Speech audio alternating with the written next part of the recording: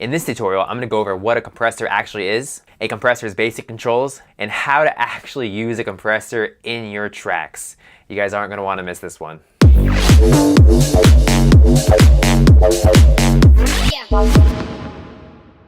What is up, everyone? My name is Daniel. I am the founder of SOUNDSHOCK, and I want to thank you for joining me in another production tutorial. And before we get started, I just want to let you guys know that I do release tutorials every week on music production topics such as sound design, mixing, and mastering, and arrangement. So go ahead and click the subscribe button and the bell notification next to it so you guys don't miss when I release another video. So compression. Many beginner and intermediate producers struggle to understand what a compressor is and how their basic parameters function. An even greater amount of producers actually know what a compressor is and what their basic parameters do, but they don't know where to put the compressors in their music. Do you put it on this drum hit? Do you put it on this group of synths? Do you put it on your bass?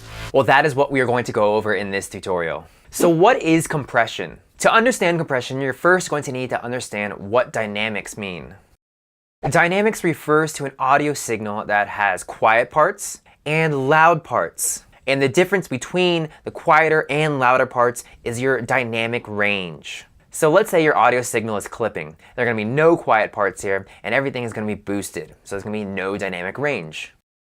So in technical terms, a compressor is an audio processing device that reduces the volume of loud sounds and amplifies the quieter ones, thus reducing or compressing your audio signal's dynamic range. To put this in simpler terms, I think of a compressor as an automatic volume control. So imagine that you have your hand on a volume fader, and you are moving the fader up in volume when the audio signal gets quiet, and you are moving the fader down in volume when the audio signal gets loud. This is essentially what a compressor does. So keep this image in your mind when I go over the controls of a compressor and the practical applications of a compressor. So now that you have a basic understanding of what compression is, let's go over a compressor's parameters so you understand how to control this compressor. So there are 4 main controls for a compressor. Now there are of course many others, but I want to keep this tutorial short and concise so you won't be confused with a bunch of parameters, and you can start applying the principles and techniques that I use in this right after watching. So the first control that I want to go over is the threshold of the compressor. The threshold control sets the level at which the compression effect is engaged. A lower threshold means a bigger part of the audio will be compressed, and a higher threshold means that only the peaks of the audio will be compressed. Moving on to the next control, that is the ratio. The ratio sets how much compression is applied or how strong the compressor is. The lowest ratio that you can have is 1:1, which applies no compression. If you then set your compressor to 2:1 ratio, then this indicates that a signal exceeding the threshold by 2 decibels will be attenuated down to 1 decibel above the threshold, or a signal exceeding the threshold by 8 decibels will be attenuated down to 4 decibels above it. Moving on to the third control, that is the attack. The attack sets how quickly the compressor starts to work.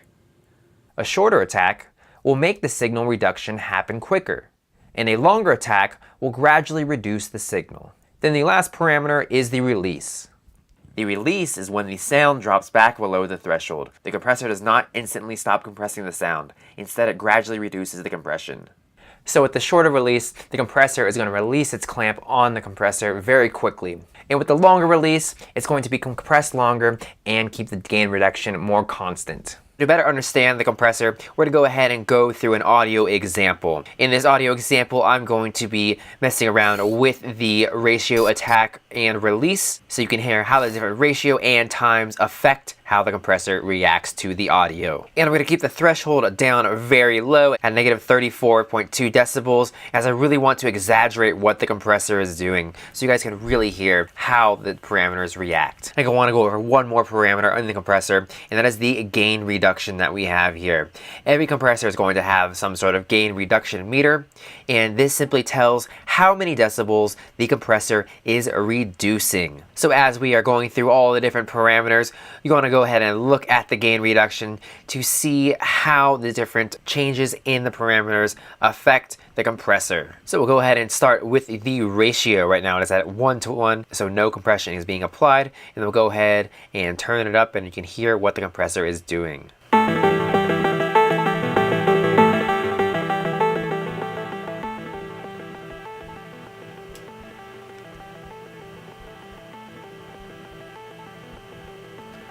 So as you can hear, as we turn the ratio up, the compression is getting stronger, there's more gain reduction is happening, and now the attack, we'll go ahead and turn the ratio back down to a more moderate setting.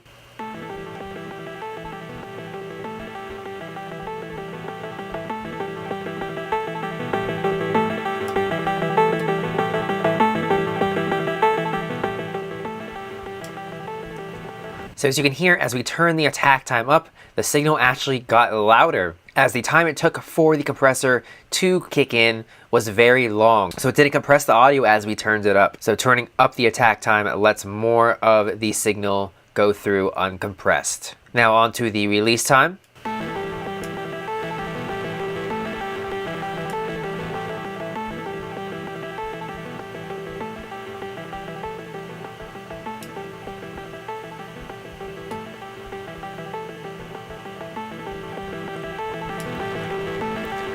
So as you can hear, as we have it at 1 millisecond, that is starting to distort as the compressor is trying to release its clamp on the audio as quickly as possible. That is 1 millisecond, and it's causing it to distort. And as we are raising the release time, you can hear that the compressor is clamping down on the audio even harder and is not letting the compressor recover or release its clamp. So the gain reduction is pretty constant and pretty steady when it is raised up. Great, now we know what compression is and what its basic parameters do.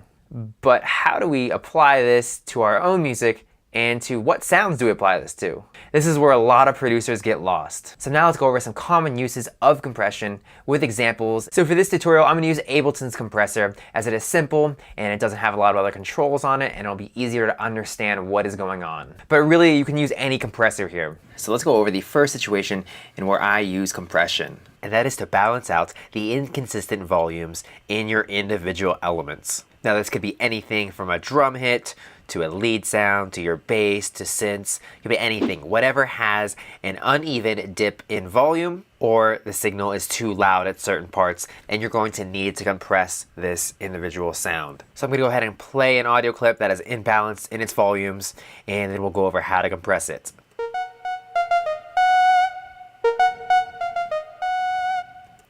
So as you can hear, there are a lot of quieter parts, there are louder parts.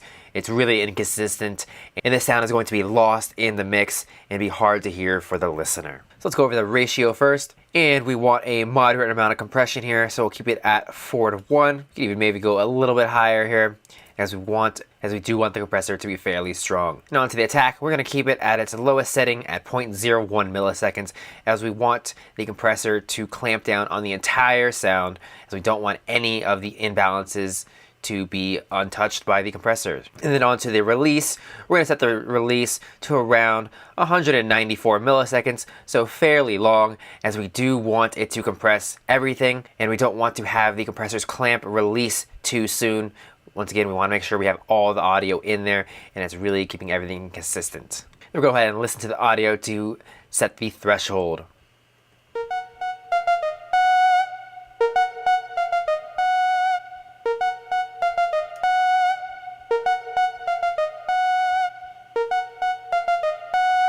So around a negative of 14.2 is where it really evens out. And I can no longer hear the dips and raising in volume. So let's go ahead and turn the compressor off and listen to it, and then turn it on and listen to the signal and see what the compressor is doing.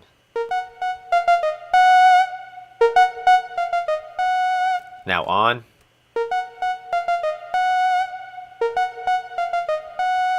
So as you can hear, a lot more consistent, and the lead sound will now mix in nicely with your track. And the second situation where I use compression is for gluing your sounds together. So oftentimes you'll have a lot of different elements playing, and you'll want them to be more glued together and stay more at a consistent volume, so they are more steady in the mix and the listener is able to hear all the different elements that are playing. So one common example of where you're going to have a lot of different elements playing and a lot of different smaller sounds playing is your drums. Now, of course, I'm trying to get each drum hit as balanced as possible volume-wise, but this can be pretty difficult sometimes, so having a compressor, the automatic volume control, balance some of these levels for us is great for gluing together a bunch of sounds. So let's go ahead and listen to the drum loop without any compression on it.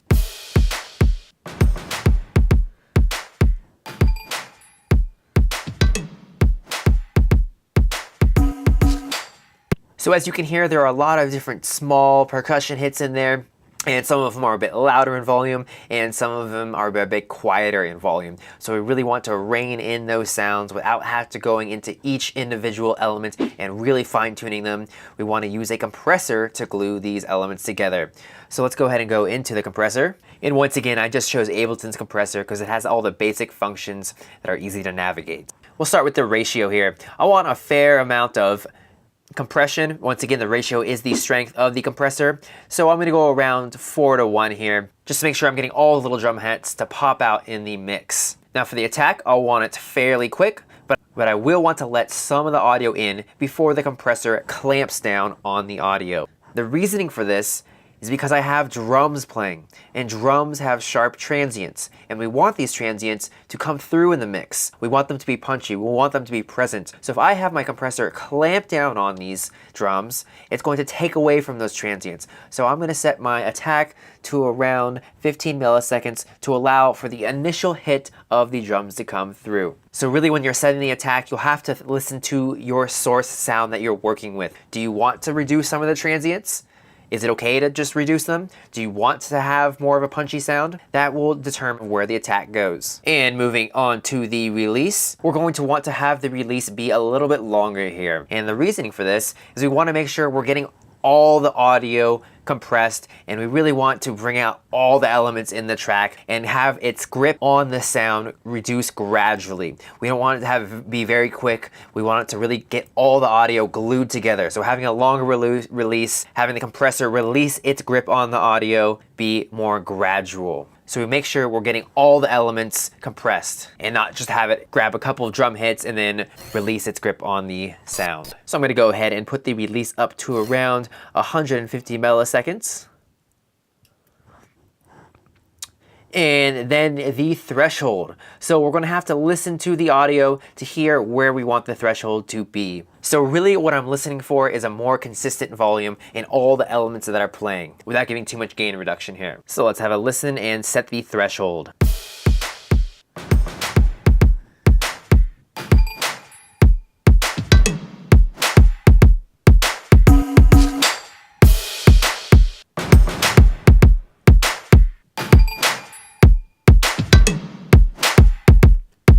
So the threshold's set around a negative 19.1. I can hear more of the elements really glued together, and we could see the gain reduction right here, and it's gain reducing around 5 or 6 decibels. So remember, the more you compress, the less of a dynamic range that you have. So really not going too crazy with the gain reduction, not going, minus 20 decibels in the gain reduction, minus 15 decibels. That would be too much here. We want to do as little as possible with achieving the goal that we want to, which is to glue together our sounds. So now let's listen to the drum loop without the compression on and then with.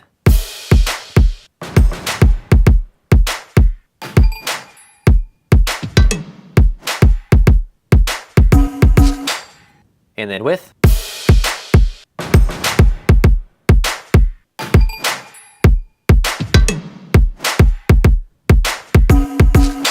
So as you can hear, the elements sound a lot more together, more consistent in volume, and have that glued sound that we want in order for the listener to hear all the elements in our track. Now the third most common use of compression is to bring out the elements in your mix, to make them more present. Oftentimes I want my main sound in the track being a little more front in the mix, being a little more powerful, having a little more bite, and using compression to bring it out in the front of the mix is great for this. So I'm going to go ahead and play a sample of a piano that would be the main part of the mix.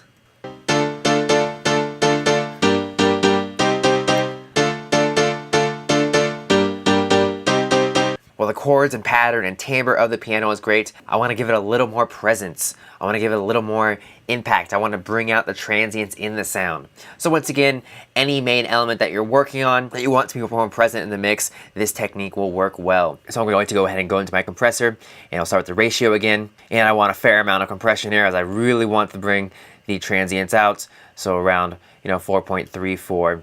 would work well. And for the attack, since I once again want it to be more present in the mix, I want the initial hit of the sound to come through. I don't want to compress everything. I don't want to smush it down. I don't want to really reduce the dynamic range here. I want to give more impact to the transients. So once again, a synth that you're working on, or even a vocal that you're working on, you can use this technique to bring out the transients and to make it more present in the mix. So go ahead and raise it up around 15 milliseconds here. 16 milliseconds, as we want the 16 milliseconds of the initial transients to come through in the mix. And then now we're going to want a short release time around 30 milliseconds, as we want the compressor to release its grip quicker. We want that compression to happen quickly so it gives more emphasis on the transients. If we had a longer attack, then it would hold its grip on the compressor, on the audio, and it wouldn't allow those transients to come through and bring it forward in the mix. It would just compress it down, reduce the audio. So let's have a listen to what it sounds like and adjust the threshold.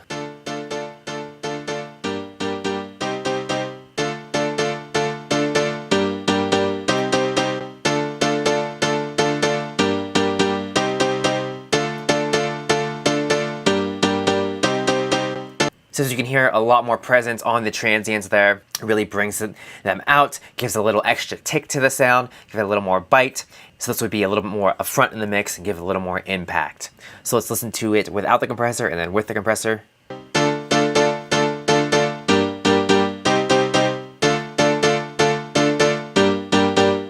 then with.